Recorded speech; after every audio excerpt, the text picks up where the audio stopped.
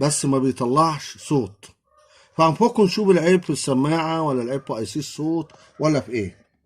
نجيب مفك صغير ونفك كده ايه بالراحة اهو. صب اهو. هنفك الصب بالراحة اهو اهو.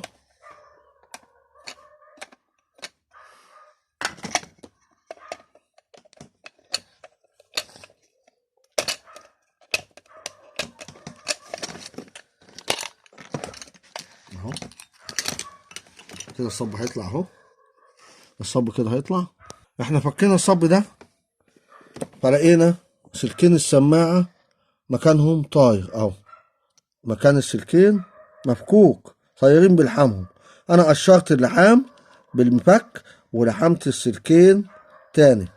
قشرت المحام ده بالمفك عشان اشوف الخط ده رايح كده ولا كده، لان مكانه متشال اهو. هي مكتوب عليها اس بي سبيكر، يعني سالب وموجب، يعني سماعه.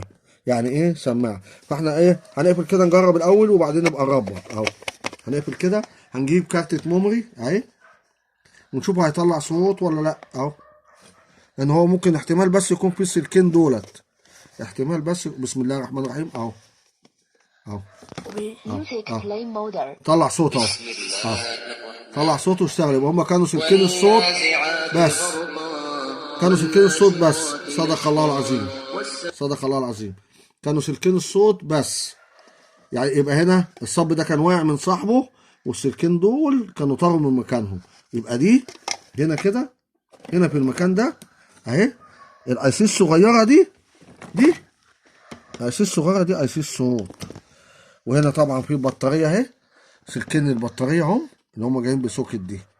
طبعا في هنا ليدات بتنور تدي اضاءه. دي ليدات بتنور وبتدي اضاءه. ده سويتش الشحن. وده سوكت السماعه الساوند.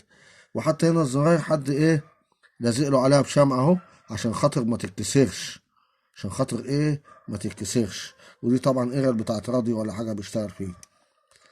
يبقى احنا كده عرفنا ان دي اي سي الصغيره دي هي اي سي الصوت. لما الاقي سلكين السماعه دول انا مكانهم فين مش عارف، لكن ظاهر مكانهم اهو. وانا قشرت بالمفك ورحت لحمهم تاني. لما اقفل كده واجرب بيشتغل اهو اهو. تمام. طلع صوت اهو اهو اهو. صدق الله العظيم.